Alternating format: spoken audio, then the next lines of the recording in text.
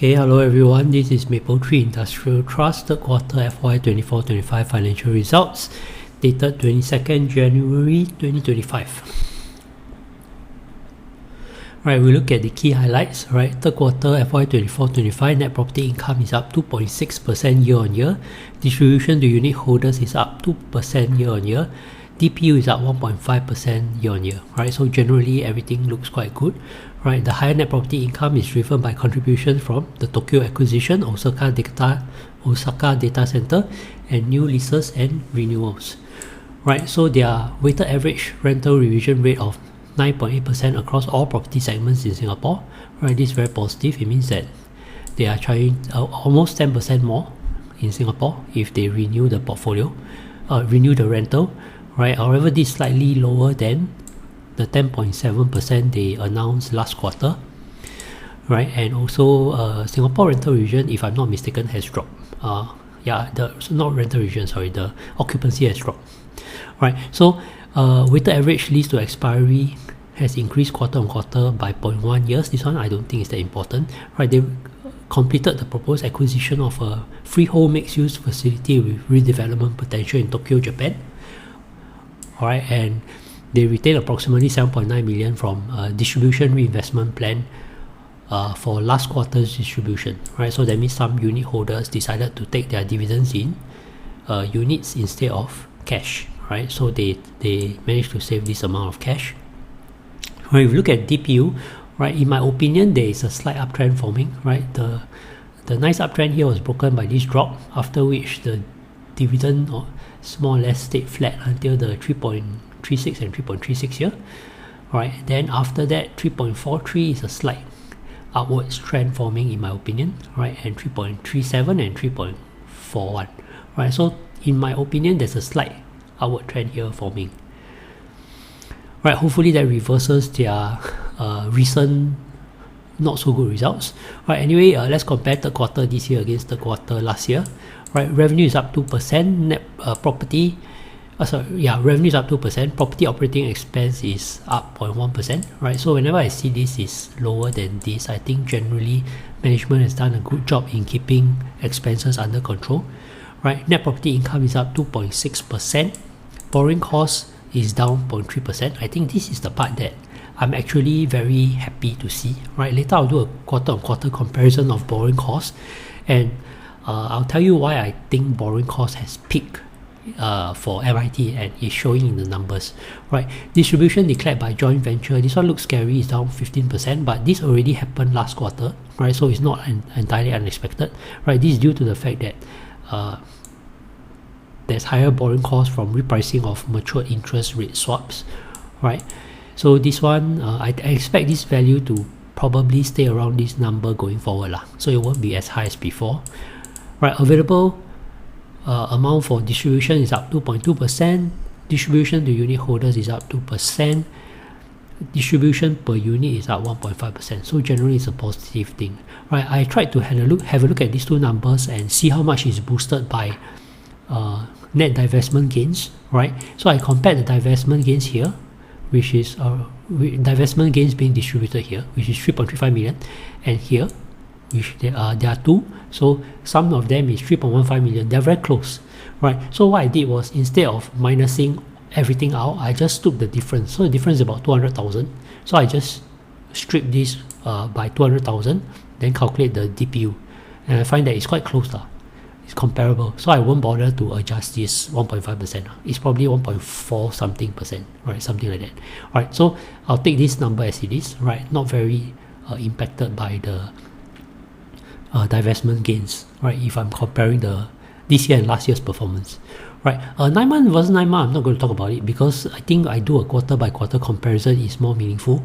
Alright, so third quarter versus second quarter results for this financial year, I think this is the more important thing to look at. Right, because it's the closest results that I want to compare against to see where the direction of the REIT is heading. Right, so gross revenue is down 2.3%. Property expenses is down 6.1%. Right, so actually this quarter their property expenses somehow is controlled very well. I hope that moving forward this is going to carry on to be the case. right? NPI is down 0.9%, right? The reason why is because of non-renewal of leases in certain clusters in Singapore, right? To me, this is a point of concern, right? Higher property maintenance costs for Singaporean clusters, right? Not really unexpected, okay? Partially offset by higher contribution from the newly acquired mixed-use facility in Tokyo, right? Borrowing cost is down 3.7%, right? So like I say, I think this is maybe the best news of this report so far, right? Is due to lower floating interest rates on unhedged loans, right? So this is where their unhedged interest, their unhedged loans are actually benefiting them, right? The interest rates in the US have dropped, and I think it's benefiting them on this borrowing cost side, right? If I compare with first quarter and second quarter results, you can see that just earlier, right, the borrowing cost was still increasing, right? It still went up by 3.4% from first quarter to second quarter this financial year, right? So I think second quarter was the peak already, right? So this is likely to be the peak, and now likely is going down from here, all right? Or at least it should stay around this number, hopefully, all right? So if they can control this, and they can control this, and this one is still going up, do you see why I think that actually this set of results is pretty good, right? It looks nothing much at this from these two perspectives, but if you project forward, right, I think this is a pretty positive set of results overall for MIT, right? So anyway, moving down, I'm not going to talk about too much about this, right? This part is only up 1.2, 1.3%, but I think I've discussed what is important in these slides.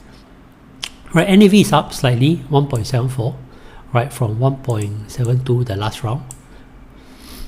Balance sheet very strong. I'm not worried about them. Don't really think I want to worry too much about the loans. Look at the interest coverage ratio is very high, 4.3 times, right? And this is adjusted, meaning it accounts for their perpetual securities. Okay, portfolio updates.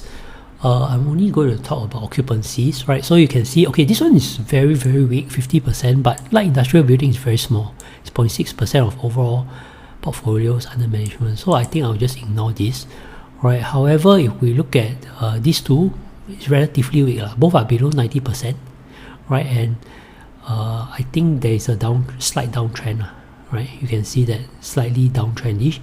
Data centers, I won't keep talking about this. I think in my last video at MIT, I talked a lot about why I think their data centers, despite supposed very high demand in the US, they only have 91% or 92% occupied.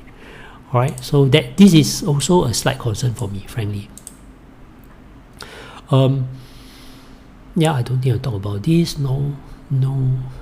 Yeah, about 5% of their data center are triple net lease structure, whereby the majority of outgoings are borne by tenants. Right, that means the cost is borne by the tenants, like maintenance, water, electricity bills, which can be quite high for data centers. Right, tax and insurance charges, these are all borne by the tenants. Right, so that's a good thing. Right, Singapore property portfolio. Yeah, you can see the occupancy actually quite flattish. Right. Until this one, which is slightly lower, 1% lower, right? We have to monitor this moving forward. This is a slight concern we have, right? But if you look at the gross rental rate per square foot, right, it's actually nice. It's actually better, 2.28, right? So it's going up. It's a slight uptrend here, right? So we just have to monitor the occupancy. But I think it's still quite healthy, 92.7% versus 93.7%, all right? Rental revisions, you can see the high-tech buildings is the one that those that get renewed are doing okay. It still go up. It's those new ones that somehow they seem to have to be able to rent. They seem to have to give some kind of discount to rent it out, right? So the rest look okay, right? Retention not discussing. Sustainability, nope. This one I think not much to say. We've talked about this before, so I won't talk about this. They said, yeah, challenging operating environment. Alright, but this is nothing new. We are aware of all these things. Right, North America, demand for data center expected to continue. Alright, I don't think too much else to say. Yeah, so that's the end of presentation. Right, generally speaking, I think, in my opinion, I'm quite happy with the results. Primarily because they're controlling costs. their borrowing cost is going down. Revenue in general is still going up, right? So these are all good things going on for the REITs, right? We'll have to monitor Singapore occupancy and of course US data center occupancy still moving forward. But at this point, I see them as if they can stay at the current occupancy rate is okay.